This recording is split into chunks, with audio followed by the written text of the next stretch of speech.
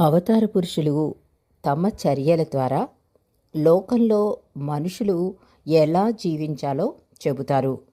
అందుకే శాంతము లేక సౌఖ్యము లేదు అన్నారు. ఎప్పుడో ఒకప్పుడు దేనికో దానికి కోపం రాకుండా ఉండదు.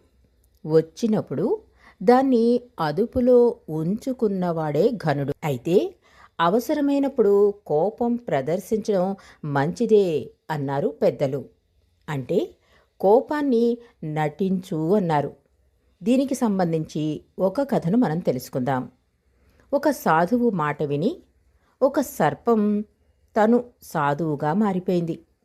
ఆకతాయి పిల్లలు చూసి రాళ్ళు రువ్వుతున్న కోపం తెచ్చుకునేది కాదు సర్పం. దాంతో పిల్లలు దాన్ని మరీ బాధించేవారు. ఓ రోజు ఆ సాధువు అదే దారిని తిరిగి వెళ్తుంటే పాము తన దీనావస్థను చెప్పుకుంది సాధువుకి. అప్పుడు ఆ సాధువు అన్నాడు, ఓ పామా, నిన్ను కోపం తెచ్చుకుని కాటు వేయవద్దన్నాను గాని బుస కొట్టవద్దన్నానా అన్నాడు సాధువు.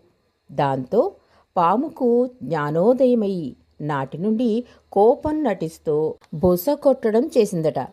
పిల్లలు కూడా భయపడి దాని జోలికి వెళ్ళడం మానివేశారు. తనకు గాని తన తోటివారికి గాని జరుగుతున్న అన్యాయాలను అక్రమాలను సహించి ఊరుకోమని ఏ ధర్మశాస్త్రం చెప్పదు. వాటిని ఎదిరించి రూపం మాపవలసిందే అని బోధిస్తుంది. అప్పటి ఆ ఆగ్రహాన్నే ధర్మాగ్రహం, సత్యాగ్రహం అన్నారు. రామాయణం బాలకాండలో వాల్మీకి అడుగుతాడు నారదుణ్ణి, కోపాన్ని జయించినవాడు ఎవరు? యుద్ధంలో ఎవరి కోపాన్ని చూసి దేవతలు కూడా భయపడతారు అని. అందుకు నారదుడు అలాంటివాడు రాముడు అని సమాధానం చెప్తాడు.